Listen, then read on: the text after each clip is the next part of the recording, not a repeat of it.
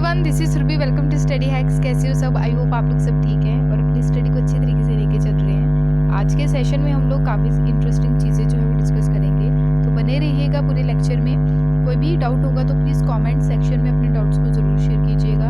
अगर वीडियो आप लोग देखते हैं, अगर आपको अच्छी लगती है, नहीं भी अच्छी लगती है, तो प्लीज़ कमेंट सेक्शन में अपने रिव्यूज़ ज़रूर दीजिए। तो बढ़ते हैं अपने लेक्चर की ओर।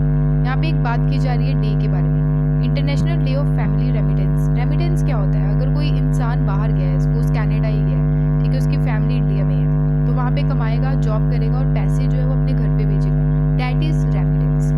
तो रेमिटेंस के बारे में आपको क्लैरिटी होनी चाहिए। तो उसी से रिलेटेड ये डे है, international day of family remittance, जो ऑब्जर्व किया जाता है, यानी कि ऑब्जर्व किया जाता है 16 जून को ऑब्जर्व, ठीक है।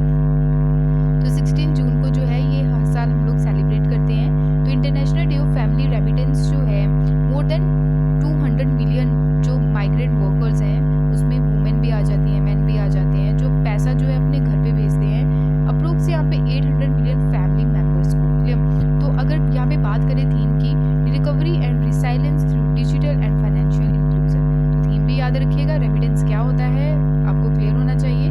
क्लियर। सेलिब्रेट हम कब करते हैं? 16 जून को एवरी ईयर। बढ़ते हैं नेक्स्ट आर्टिकल की ओर। यहाँ पे बात की जा रही है वेट लिफ्टिंग के बारे में। तो यहाँ पे जो है इंडियन वेट लिफ्टर सना पथी गुरु नायडू, तो इनके द्वारा गोल्ड जीता गया है, जो मैक्सिको में चैंपियनशिप देखने को मिली, IWF youth world championship Mexico में। तो यहाँ पे गोल्ड जीता गया इनके द्वारा मेंस 55 किलोग्राम कैटेगरी इवेंट में। तो फर्स्ट डे में जो IWF कंपटीशन था, 2 अदर एडिशनल की अगर बात करें, इनके अलावा और भी जो है 2 Indian personalities, 2 Indian weight lifters जिनके द्वारा मेडल्स जीते गए हैं, जैसे कि विजय प्रजापति एंड आकांक्षा किशोर व्यावरी, क्लियर।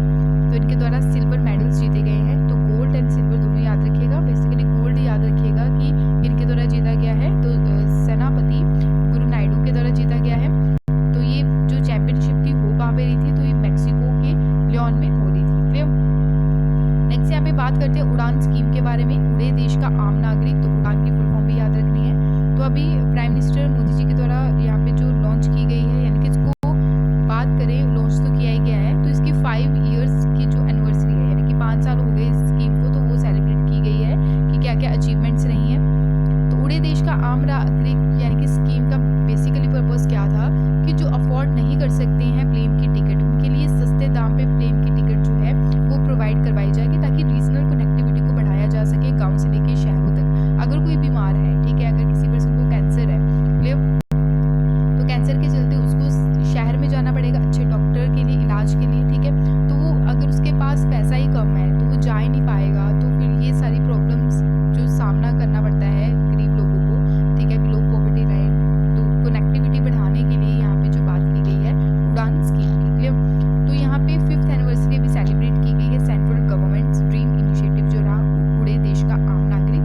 तो उड़ान स्कीम से रिलेटेड एक मूवी भी बनाई गई थी जिसका नाम है उड़ान, प्लीज उसको जाके जरूर देखिएगा, अच्छी मूवी है, तो आपको सारी क्लैरिटी आ जाएगी, क्लियर।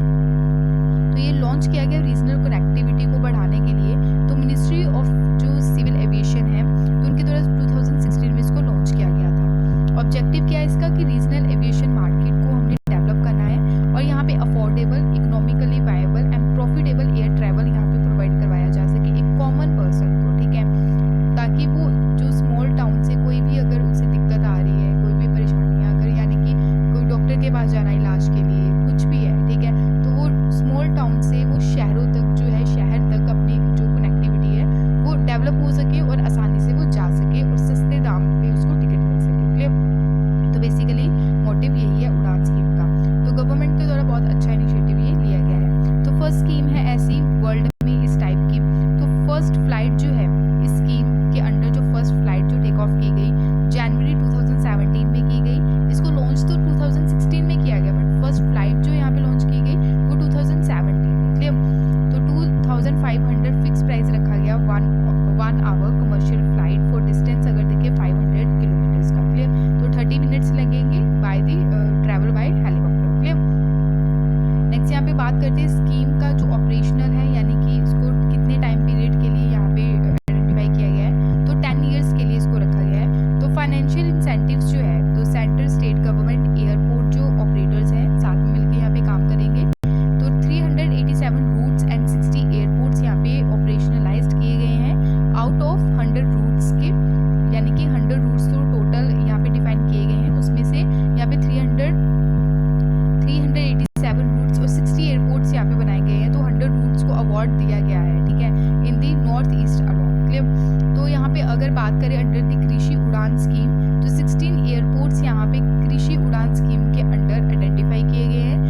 स्वदेशी उड़ान स्कीम का मतलब क्या है कि जो किसान है, अगर उसने स्मॉल टाउन से बिग सिटीज़ में क्या करना है, अपने क्रॉप्स को यानी कि कनक है या फिर कोई वेजिटेबल है उसको बेचना है, तो आसानी से वो उड़ान स्कीम के अंडर से क्या करेगा, यानी कि प्लेन की सहायता से या हेलीकॉप्टर की सहायता से वो एक जगह से दूसरी जगह अपने प्रोडक्ट्स को लेके जा सकेगा। क्लियर?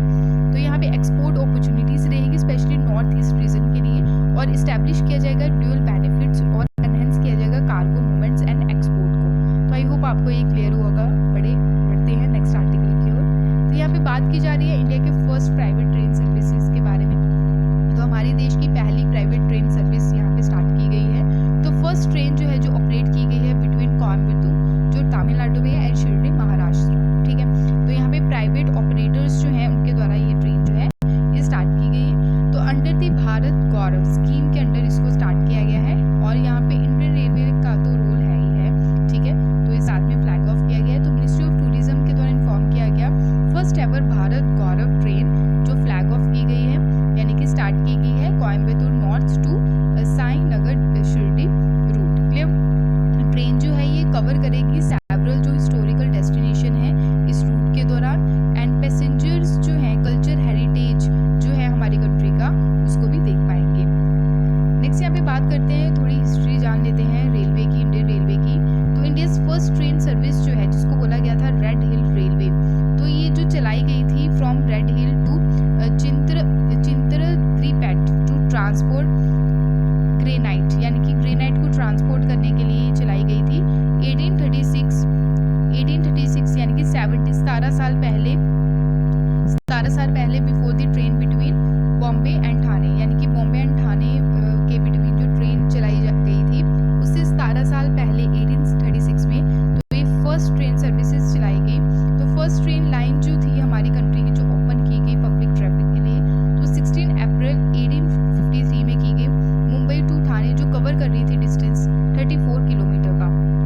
यहाँ पे हम बात करते हैं भारत का कवच, यहाँ पे आप देख सकते हैं। तो यहाँ पे कवच जो है ये indigenously automatic train protection system है। ये एनहेंस करेगा कि जो ट्रेन्स हैं, ठीक है, जो ट्रेन हमारी कंट्री में चल रही है उसको कैसे सेफली मतलब पहुँचाया जा सके एक जगह से दूसरी जगह, जो डेवलप किया गया इसको इंडियन रेलवे के द्वारा। तो ये अनाउंस किया गया था 2022 के यूनियन बजट में एज आत्मनिर्भर भारत इनिशिएटिव। तो 2000 किलोमीटर का जो रेल नेटवर्क है यहाँ पे प्लान किया गया कि कैसे हम लोगों ने इंडिजीनियस वर्ल्ड क्लास टेक्नोलॉजी कवच यहाँ पे प्रोवाइड करवाना है। तो आई होप आपको ये क्लियर हुआ होगा। यहाँ पे आप देखिए इंडियन रेलवे के, अगर बात करें इंडियन रेलवे की, तो केरला में ये सिल्वर लाइन प्रोजेक्ट भी अभी लॉन्च किया गया था, तो इसको लेके भी काफ़ी ज़्यादा मुद्दा था। सिल्वर लाइन प्रोजेक्ट जो है ये केरला से रिलेटेड है। क्लियर? आई होप आपको ये क्लियर हुआ होगा। नेक्स्ट यहाँ पे बात करते हैं हम लोग, यहाँ पे जो बात की गई थी अभी, तो यहाँ पे जो है तमिलनाडु से महाराष्ट्र तक ये जो प्राइवेट ट्रेन है ये चलाई गई है। ठीक है, तो आई होप आपको ये सारी चीज़ें क्लियर हुई होंगी। अगर कोई भी डाउट होगा तो प्लीज़ कमेंट सेक्शन में अपने डाउट्स को ज़रूर शेयर कीजिएगा। पीडीएफ के लिए आप टेलीग्राम ज्वाइन कर सकते हैं, इंस्टाग्राम पे भी आप फॉलो कर सकते हैं। तो अपने रिव्यूज़ जो है ज़रूर कमेंट सेक्शन में दीजिएगा। अगर वीडियो अच्छी लगी है नहीं भी लगी है तो